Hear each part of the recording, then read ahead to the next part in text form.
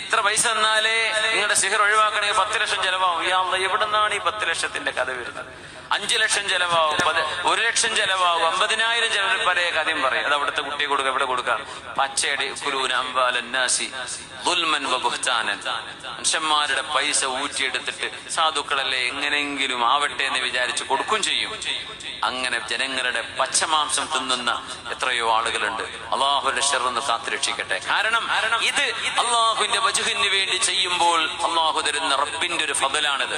ഇത് ഖുർആന്റെ ഫദലാണ്. നബിതങ്ങളുടെ വായിലൂടെ തങ്ങൾ പഠിപ്പിച്ചു തന്ന അദ്കാറുകളുടെ ദുആഇന്റെ ഫദലാണിത്.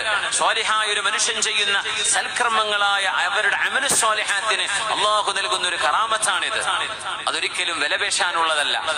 പക്ഷേ ഒരു മനുഷ്യൻ അങ്ങനെ ഉപകാരം ചെയ്തു തരുമ്പോ, നമുക്ക് വേണ്ടി സമയം ചെലവഴിക്കുമ്പോ അയാൾക്കൊരു ഹദിയ നമ്മൾ കൊടുക്കുന്നത് ഒരു മാന്യതയാണ്. അങ്ങനെയല്ലോ, ഒരാൾ അതിനുവേണ്ടി നിങ്ങൾക്ക് വേണ്ടി ഒരു റുഖിയ ചെയ്യാൻ വേണ്ടി നാട്ടിൽ നിന്ന് ഇവിടുന്നോ വണ്ടി വിളിച്ചു വന്നു, എന്നാ ശരി ഉസ്താദെ വളരെ റാഹത്തായി അസ്സലാമു അലൈക്കും വലൈക്കും അസ്സലാം എന്ന് പറഞ്ഞാൽ ആ മനുഷ്യന് വേദന ഉറപ്പ്. എത്ര പെട്രോൾ അടിച്ചിട്ടാണ് ഞാൻ ഈ വന്നത്, ഒരു 5 പൈസ പോലും ഇതാ പിടിച്ചോളൂ നിങ്ങൾ ചെലവുണ്ടാവുമല്ലോ എന്ന് വിചാരിച്ച് തന്നില്ലല്ലോ. ഒരു മനുഷ്യന്മാരല്ലേ, അവരുടെ അവരുടെ മനസ്സിന് വേദന വരാതിരിക്കാൻ ഹദിയ നമ്മൾ കൊടുക്കണം, മാന്യമായത് കൊടുക്കണം, അവർക്ക് അർഹിക്കുന്നത് കൊടുക്കണം. പക്ഷേ ഡിമാൻഡ് ചെയ്യാൻ പാടുള്ളതല്ല.